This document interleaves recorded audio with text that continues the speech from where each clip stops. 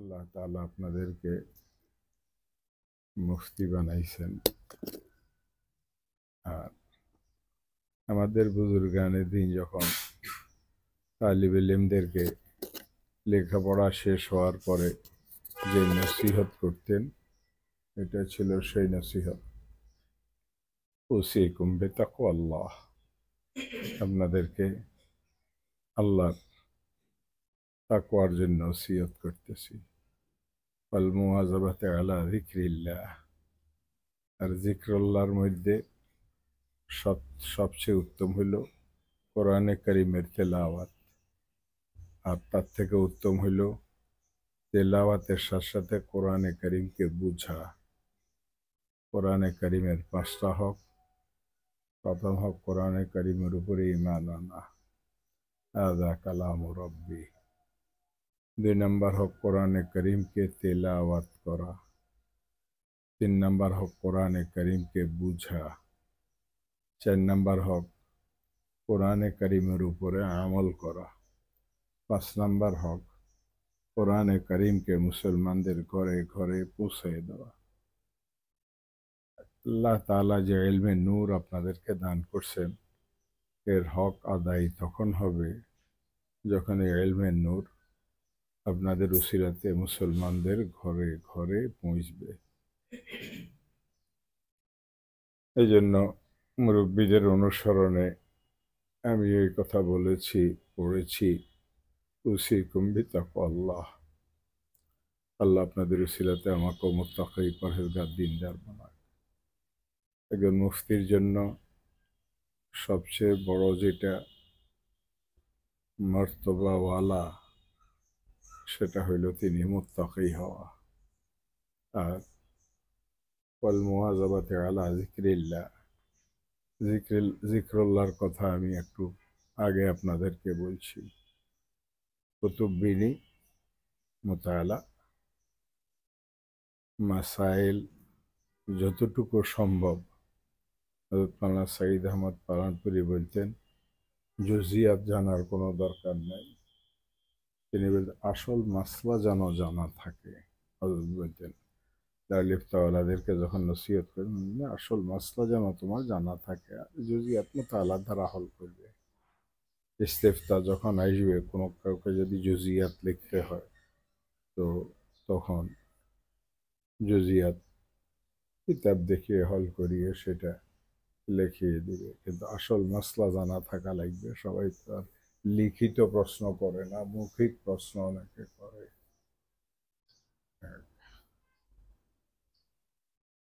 তার একটা কথা বলতেন রহমতুল্লাহ আলাইহি,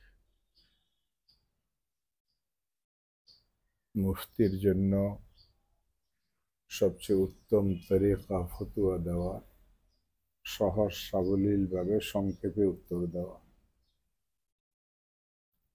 হযরত মাওলানা জাকারিয়া সাহেব রহমতুল্লাহ আলাইহি এখানে প্রত্যেক দিন আসরের পরে দরবারে ইস্তেফতা হইত।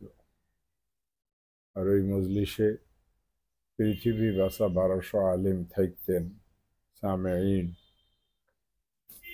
মুফতি মাহমুদুল হাসান গঙ্গোহী রহমতুল্লাহ আলাইহি, মাওলানা মিন্নাতুল্লাহ রহমানী রহমতুল্লাহ আলাইহি, মাওলানা আলী মিয়া নদভী রহমতুল্লাহ আলাইহি, মনজুর নোমানী রহমতুল্লাহ আলাইহি, হযরত মাওলানা কারি তৈয়ব সাহেব রহমতুল্লাহ আলাইহি,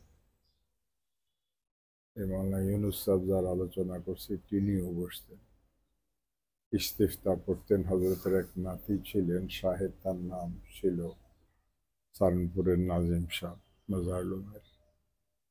উনি ইস্তেফতা পড়তেন, উত্তর দিতেন একজন, তার সঙ্গে স্পিকার থাকত।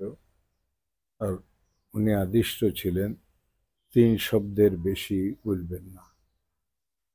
প্রথম বলতেন ইস্তেফতা পড়তো, বলতেন জায়েজ হয়, শেষ।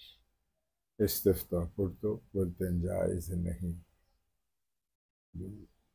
इस्तिफ्ता पढ़ा हुई तो बोलते हैं किसी मोतबर मुफ्ती से मालूम करें, मुझे मालूम नहीं। बोलते हैं कि हज़रत मौलाना सईद अहमद पालनपुरी रहमतुल्लाह अलैह ওনারও ওস্তাদ, আমারও ওস্তাদ।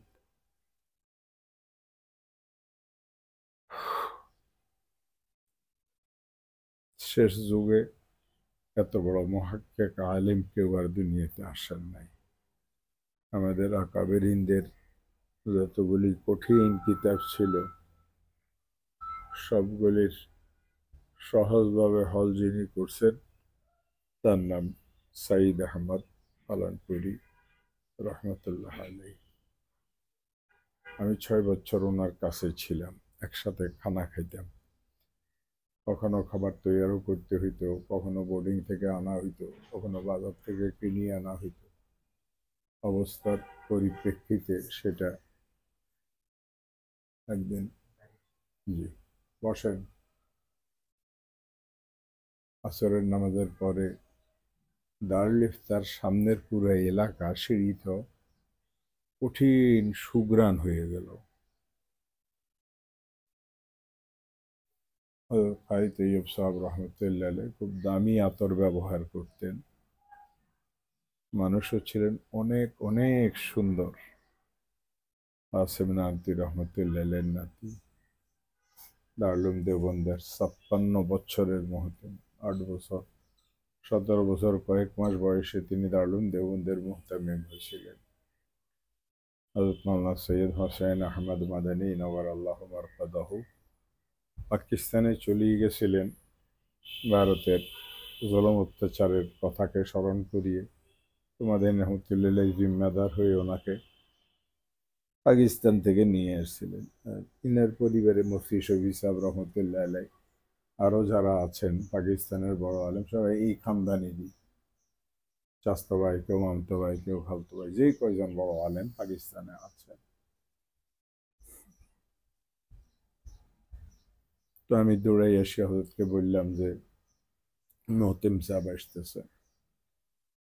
উনি যখন মোতালা করতেন অনেক সময় এরকম হয়তো গেঞ্জিও গায়ে থাকতো না, ঘামাই যেতেন। মোতালা করতে থাকতেন, মোতালা করতে থাকতেন, মোতালা করতে থাকতেন। বললেন তাড়াতাড়ি জামা দাও। হজরত আস্তে আস্তে আস্তে আস্তে ঠুকি ঠুকি হজরত উঠতেছিলেন। এর ভিতরে দিয়ে হজরত আসার আগে আগে ইনি একদম পাক্কা মুসলমান হয়ে গেছেন, কাপড় চোপড় পরিয়ে। ওই যে আমার বাসাতে 2জন কাছে দেখছেন, আমি খালি গায়ে ছিলাম। এসি দিলে ঠান্ডা লাগে, ফ্যান দিলেও ঠান্ডা লাগে, বন্ধ করলে গরম লাগে। এই মৌসুমটা এইরকম হয়ে গেছে। তো মাওলানা সাইদ আহমদ পালানপুরি রহমতুল্লাহ আলাইহির সামনে সব সময় 5-10টা কিতাব খোলা থাকতো, উপরে পড়িয়ে থাকতেন। আমাদের ঢালকানগরের জাম্বু মাওলানা জাফর গেছে, চেনেন? চেনেন? जिज्ञासा भाई क्यों आए हो? मुलाकात के लिए आया। बहुत अच्छा। খাদেম কি ইশারা করছেন, মেহমান আসছে, চা পানি দাও। উনি ওনার মোতালাতে লাগিয়ে গেছেন। 1 ঘন্টা বসিয়েছিলেন, একটা কথা বলেন নাই। 1 ঘন্টা পরে মাওলানা জাফর মনে একটু কষ্ট লই বাইরিস, 1 ঘন্টা বসিয়ে রইলাম, একটা কথাও বলল না। বাংলাদেশ থেকে আসছি এত দূরের থেকে। তো বাইরে যায় হুজুরের সাথে দেখা, আপনারা জিজ্ঞাসা করলো হুজুরের কাছে আসছিলাম, একটা কথাও আমার সাথে বললেন না। তো আপনি কি বলছেন? ওই হুজুর বলে। তো আমি গিয়ে বলছি, আমার জিজ্ঞাসা হয়েছে কেন আসছো? আমি বলছি সাক্ষাতের জন্য আসছি। তো আপনার সাথে দেখা হয়েছে, সাক্ষাৎ তো হয়ে গেছে। أولئك آبائي فجئنا بمثلهم إذا جمعتنا يا جرير المجامع। এরপর মতিম সাহেব আসছেন, ইনি বলতেছেন हजरत मुझे आप इत्तला कर देते, मैं दफ्तर में हाजिर हो जाता। तो मोतिम साहब बोले एक ज़रूरी बात है, लोगों के सामने मैं कह नहीं सकता, इसलिए खुद हाजिर हुआ। आपको दारुल देवबंद की ज़रूरत नहीं। मोतिम साहब रहमतुल्लाह अलैह, आपको दारुल देवबंद की ज़रूरत नहीं, लेकिन दारुल देवबंद को आपकी ज़रूरत है।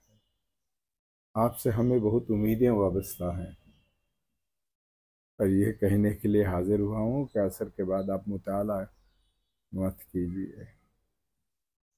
হজরতের এই পেশার ওই পেশার ভিতরে হারিকেন জ্বালানো তো একটু কম করেই রাখতেন, কারেন্ট চলে গেলে ভারতের কারেন্টের কোনো স্টেশনে ছিল না, ঘন ঘন কারেন্ট চলে যেত। হারিকেন দুইটাকে বাড়াই দিতেন। तो बोलते हजरत हुक्मा ने ये लिखा है कि असर के बाद सूरज की रोशनी धीमी पड़ जाती है, आँखों के ऊपर असर पड़ता है, इसलिए मैं 2 लालटेन जला के रखता हूँ। जब बिजली चली गई गायब हो गई तो मैं दोनों लालटेन को जला लेता हूँ और लालटेन की रोशनी में पढ़ता हूँ। आँखों के ऊपर कोई जोर नहीं लगाता। उस्तादो যেরকম ছিলেন, ছাত্রও সেরকম ছিলেন।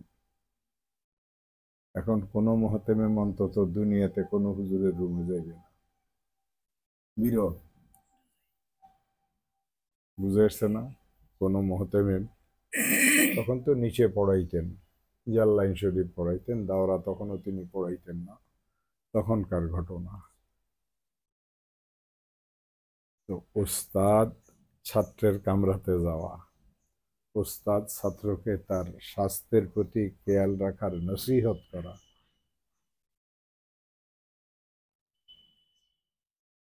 এই জন্য বাপজানেরা মৃত্যুর পূর্বক্ষণ পর্যন্ত মোতালা করবেন। পুরা তাহকিক হওয়া ছাড়া কোনো মাসলা বলবেন না। আপনারে কে চিনে? মাওলানা নোমান কাসিমির বদনামি হইব। আমারে কে চিনে? তবু কিসের সাইদ আহমদ পালানপুরীর কাছে ছিল।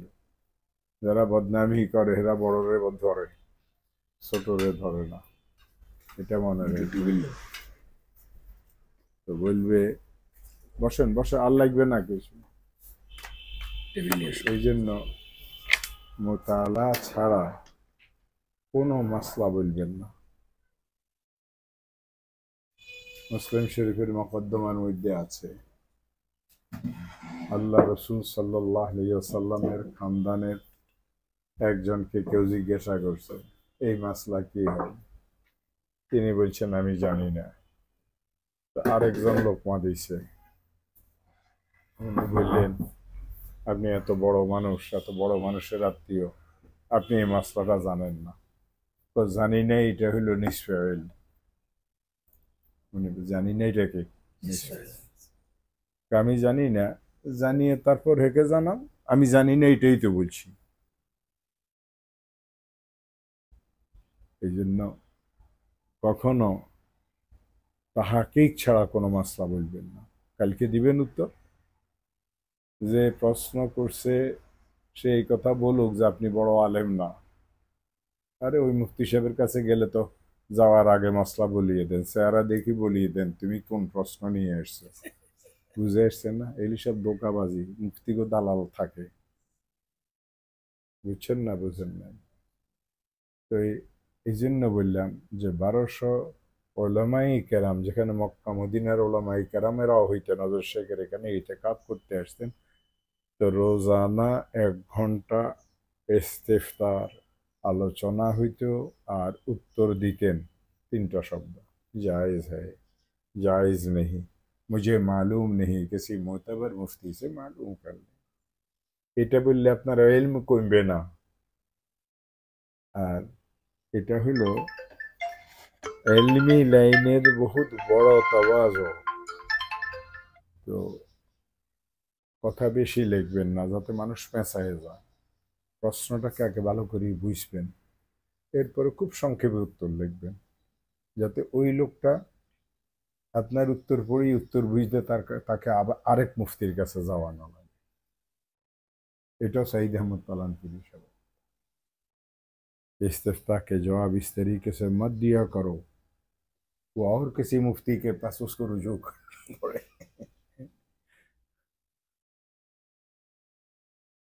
তালাকের মাসলা যেগুলি, এগুলি খুব তাড়াতাড়ি সম্পাদন করিয়ে দিবেন। তালাকের রেজাইর যে মাসলা হয়, অনেক সময় অনেক বড় পেরেশানি হয়।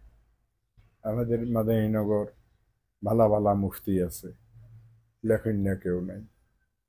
একটা মুস্তাকিল দারুল ইফতা আছে,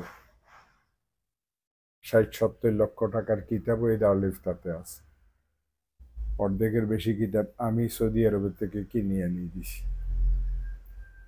একটা লোক মুরগি বিক্রি করে, শাহ আলম তার নাম, শাহে আলম। শাহে আলম কি করে? মুরগি বিক্রি করে। বউরে এক তালাক দিয়ে দিছে, তালাক দিয়ে পেরেশান হয়ে গেছে, বাচ্চা কাচ্চা আছে। তা আমি মুফতি জাকারিয়াকে বললাম যে এটা ভাই একটা ইস্তেফতা লিখিয়ে দাও। তো ইস্তেফতা লেখার মতো যে মুরগি ব্যাপারী কথা শুনিয়ে ইস্তেফতা লিখিয়ে দাও, লিখতাতে দিয়ে দাও, 10 মিনিটের কাজ এটা। তো 28 দিনের মতো কাটিয়ে গেল, তারা এই জবাবটা দিতে পারল না। মহিউদ্দিনকে বললাম, মহিউদ্দিন মানে ও তো যেরকম নোয়াখালী বাড়ি কইছে মাইজদির কাছে এরকম, মহিউদ্দিন কিন্তু আসল মাইজদির লোক, একবার মাইজদির হচ্ছে খাঁটি মাইজদি এগুলো। কালেক্টরিয়েটে হের আব্বা চাকরি করতো।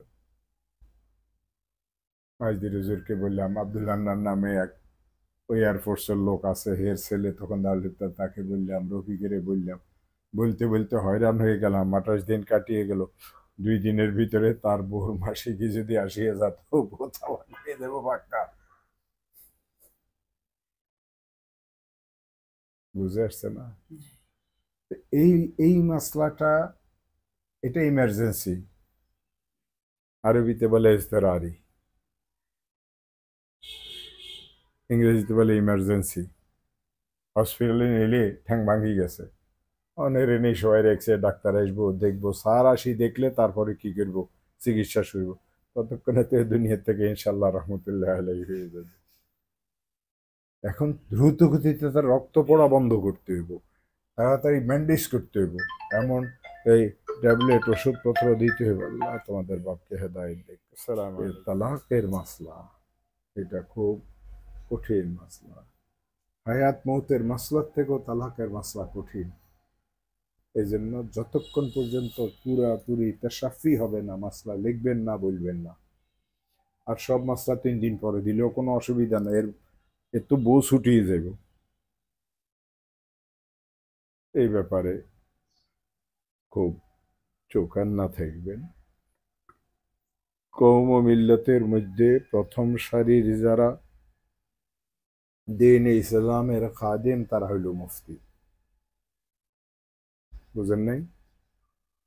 আল্লাহ তাআলা ছোট মাদ্রাসাতে পড়ছে, বড় মাদ্রাসাতে পড়ছে, এটাকেও জিজ্ঞাইত না। নামের আগে দিতে আপনি মুফতির কার্ড বানাই ফেলবেন, তখন মাসলা মানুষে জিজ্ঞাসা করা শুরু। কোথায় পড়ছেন কেউ জিজ্ঞাসা করতো না। মাসলা উল্টা দিলেও বিপদ, দেরিতে দিলেও বিপদ। এই জন্য সব কিছুর দিকে খেয়াল রাখবেন। আল্লাহ আপনাদের সবাইকে তৌফিক দান করুক। নেন একটু শেষ কথা,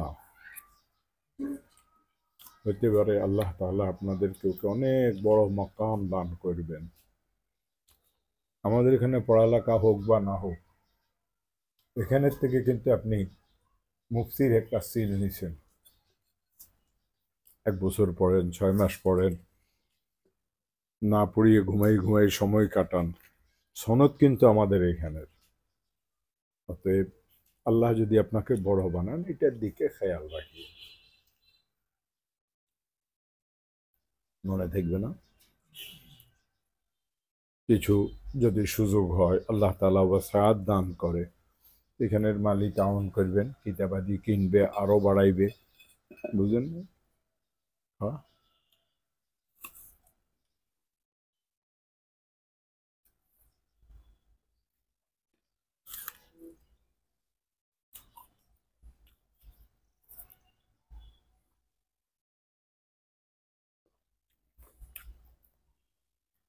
সুবহান রাব্বিকা রাব্বিল ইজ্জাতি আম্মা ইয়াসিফুন